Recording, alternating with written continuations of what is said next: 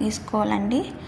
తర్వాత టేప్తో మనకు చిన్న సైజు బ్లౌజ్కి అయితే 1.5 ఇంచు మార్క్ చేసుకొని పైనుంచి 2 ఇంచెస్ దాకా మార్క్ చేసుకొని అక్కడ నుంచి అయితే మనం చంక రౌండ్ అయితే షేప్ తీసుకోవాలి. ఈ మార్కింగ్ని ఆ మార్కింగ్ని కలుపుతూ, లేదంటే కర్వ్ స్కేల్ ఉంటే కర్వ్ స్కేల్తో ఈజీగా అయితే మార్క్ చేసుకోవచ్చండి. నాకు అక్కడ కర్వ్ స్కేల్ లేదు, జస్ట్ ఇలా మార్క్ చేసుకున్నాను. మార్క్ చేసుకున్న తర్వాత మనం ఇది కొలుచుకోవాలి.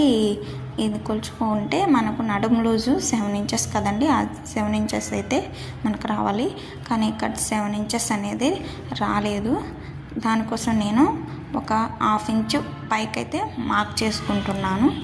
ఇలా కొలిచి చూసుకోవడం వల్ల మనకు పర్ఫెక్ట్గా అయితే బ్లౌజ్ వస్తుందండి.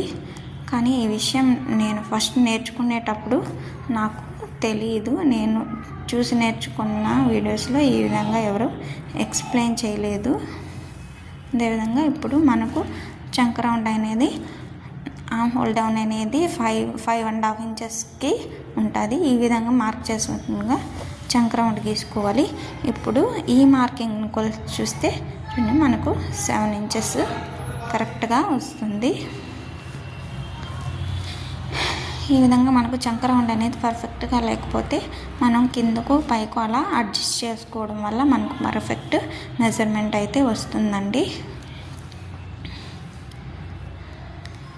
ఇప్పుడు మనము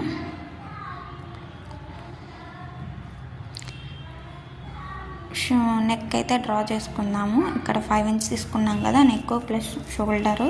దానికోసం 2.5 నెక్ అండ్ షోల్డర్కి 2.5 తీసుకున్నాము.